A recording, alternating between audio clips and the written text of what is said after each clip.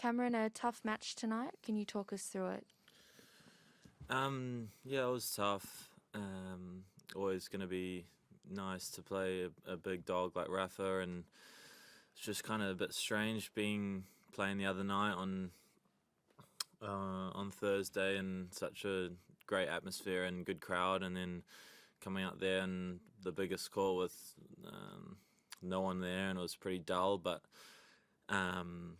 I think I played okay, and I was just a little bit disappointed with a couple of some execution, in especially in the first set, and he didn't really have to work too hard to get that first set, and then I did well to hang in there in the third. But yeah, all credit to him. He was just pretty proactive on his service games, and yeah, it was just a couple loose errors, and I was right in there in the match, but it was just a bit disappointing with just some loose errors there. We'll take a question from In the Room, New York Times. Cameron, hello. It's never easy, probably never been harder to reach the round of 16. The way you played Rafa tonight, does that make you feel more encouraged that you're close, or how do you look at it in the wake of this? Yeah, I think it was a fairly close match, and yeah, there's some positives to take from that. But I think more I just left the court feeling like I wanna get better and definitely some things to work on. But yeah, I mean, it's nice to play him, and yeah, I had a couple chances, but yeah, I need to get better, and it was a great experience, and I want to learn from it, and yeah. And we'll go online to George Belshaw if you'd like to ask your question. Hi, Cam. I was just wondering how you felt your own game kind of stacked up against Rafa today, and you seem to have some pretty good moments where you looked on top at points. And did you feel this was another kind of reminder to you that you are capable of getting up the rankings and competing with these very top guys? Yeah, I think he played pretty smart. I was going a lot into his backhand, and he was using his slice line to my forehand to neutralize, and I don't think he wanted to get into kind of backhand to backhand rallies with me, and I think that's where I could hurt him. So I think he was tactically pretty smart from the get-go, and yeah, I mean, it definitely gives me a lot of confidence, and that I could play close, but it was a bit frustrating. I mean, there was a lot of, especially in that first set, I had a lot of chances, and yeah, it was just a couple loose points and a couple errors, and that can cost him, and he didn't make those, and I did, and that was that set, and then I again in the second set as well. So yeah, a lot of positives to take, and then a lot of things that I want to get better at, and got a lot of stuff that I want to tidy up in my game, and but yeah, I think I want more for myself, and yeah, it was obviously tough to play him, but yeah, it was a good experience altogether. We'll go to Paul Newman from The Independent. Cam, you'd obviously seen lots of Rafa before, I'm sure on TV and in the flesh. I wonder, what was it like being out there on the receiving end of some of his shots? Did it surprise you at all? The weight of some of those forehands, the spin he puts on the ball. Yeah, I think the biggest thing for me was when I was returning, and if I didn't get the return in the right place, and he was getting on a forehand, I was almost drawing dead in the rally. He was getting there, getting set, and he was pumping me into one corner, and then the ball was kind of dropping short. And that was huge for me to kind of get into get the return into his backhand side. And I think once I did that, and I was in the rally, I think I dictated a lot of the rallies when it was like that, and I was using my backhand, and I think he was getting a little bit uncomfortable. But yeah, when he was set on his forehand, and yeah, he's obviously real dangerous and kind of just flies past you at some points. But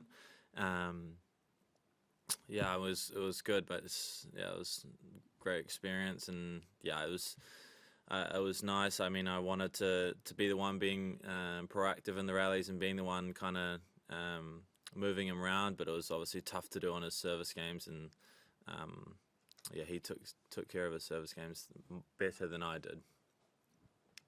We'll go to Stuart Fraser from The Times. Cam, just wondered, after this, there's a lot of uncertainty about the schedule going forward. Do you have any idea what you'll do from here? Because different restrictions in different countries, and I also wondered as well, does the ban on international flights to Melbourne affect you in terms of heading out of the country? First of all, my dad would be pumped with the shirt you got on at the moment, the Rangers shirt. So I like that a lot. Yeah, it's going to be tough. I mean, I meant it in Singapore, and yeah, it's looking like there's a couple cancellations on the flights. So we'll just wait and see. I have a little bit of time, so we'll just rest and see. But the plan is from right now, I think I'll try go to Singapore and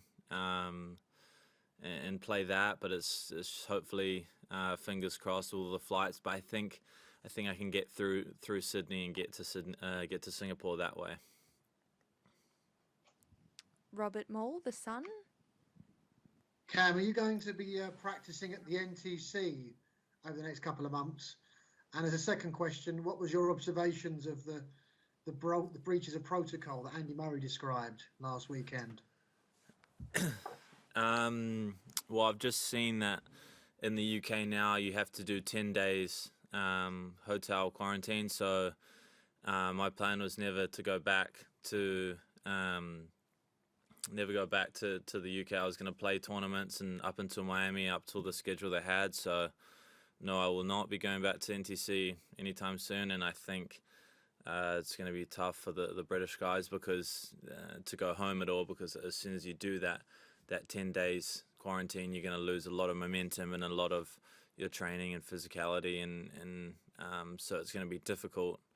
And I didn't actually see what Andy said, but during that exhibition Battle of Brits thing we had just before Christmas, I think they were doing a pretty good job with all the protocols, and I think everything was good in my mind. But I left straight after that, and I think the time period that he was talking about was just after that, so I didn't see any of that or anything, so I can't comment on anything that went on over that time period.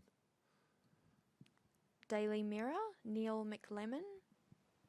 Yeah, hi Cam. So this is the fourth Grand Slam in a row we haven't got any British players through to the second week. Can you put that down to anything in particular, or do you think it's just results are just so difficult right now because of the performances are so difficult because of the current conditions?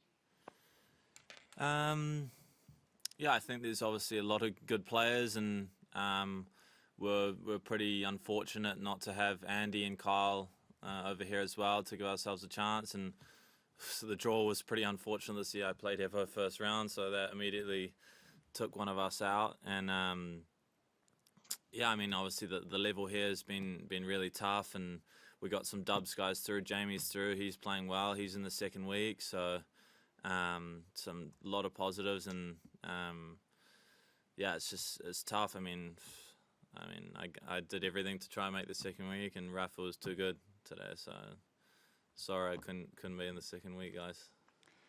And we'll take two final questions. The first one from The Guardian. Hi, Cameron. I just wanted to ask, you mentioned that your backhand hurt Rafa, and he also mentioned it as like a problematic shot for him, that it was very flat. So I was just curious, like, it's obviously quite a unique shot in like being really compact and flat. So how did that shot come about?